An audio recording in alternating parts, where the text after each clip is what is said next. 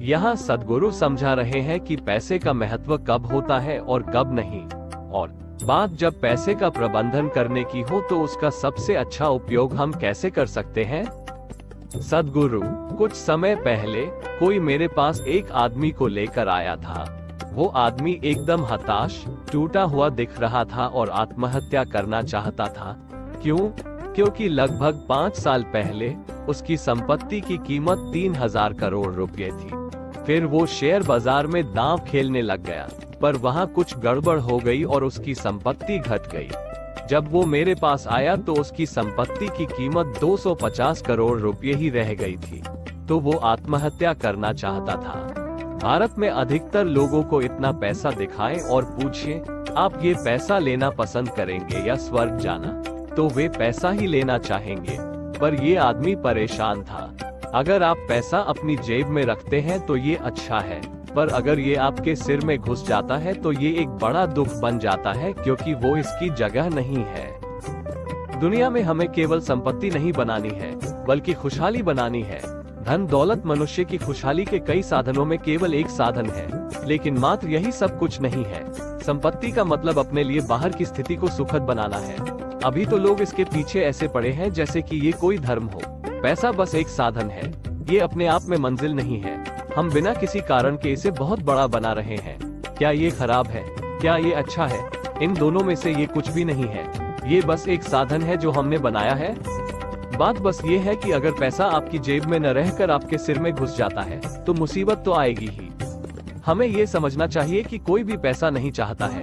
ये थोड़ा बेतुका लग सकता है, पर मैं कह रहा हूँ कि वो पैसा नहीं है जिसे लोग चाहते हैं। बात बस ये है कि जिसे वो बेहतर जीवन समझते हैं, उसे पाने के लिए पैसा ही एक साधन है। सभी चाहते हैं कि उनका जीवन सुखद रहे।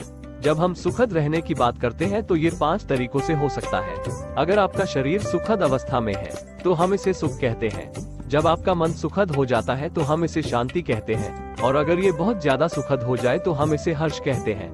अगर आपकी भावनाएं सुखद होती हैं तो हम इसे प्रेम कहते हैं, और अगर ये बहुत ज्यादा सुखद हो जाती है तो हम इसे करुणा कहते हैं। जब आपकी जीवन ऊर्जाएं सुखद हो जाती हैं तो हम इसे आनंद कहते हैं, और अगर ये बहुत ज्यादा सुखद हो जाए तो हम इसे परमानंद कहते हैं। अगर आपके आसपास सब सुखद हो तो हम इसे सफलता कहते हैं। आपको यही सब चाहिए, है कि नहीं? नहीं, मैं स्वर्ग जाना चाहता हूँ। पर आप स्वर्ग क्यों जाना चाहते हैं? क्योंकि सभी विज्ञापन यही कहते हैं कि वो बहुत सुखद जगह है। तो आपको बस सुखद अवस्था चाहिए, खुशी चाहिए, और अभी आपका यही विश्वास है कि इस दुनिया में पैसे से आप इसे खरीद सकते हैं, और कुछ हद तक ये सही भी है। पर पैसा सिर्फ बाहरी अवस्था को सुखद बना सकता है, ये आपके अंदर की अवस्था को सुखद नहीं बना सकता।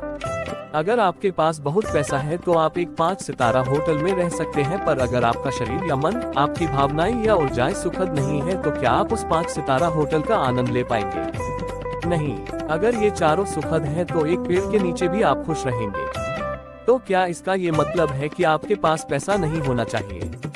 नहीं, ऐसा नहीं है। लेकिन आपको अपनी प्राथमिकताओं पर ध्यान देना चाहिए कि पहले क्या आना चाहिए।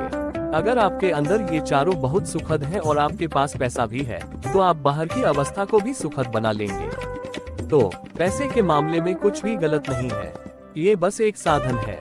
बात बस ये है कि अगर पैसा आपकी जेब में न रहकर आपके सिर में घुस जाता है तो मुसीबत तो आएगी ही।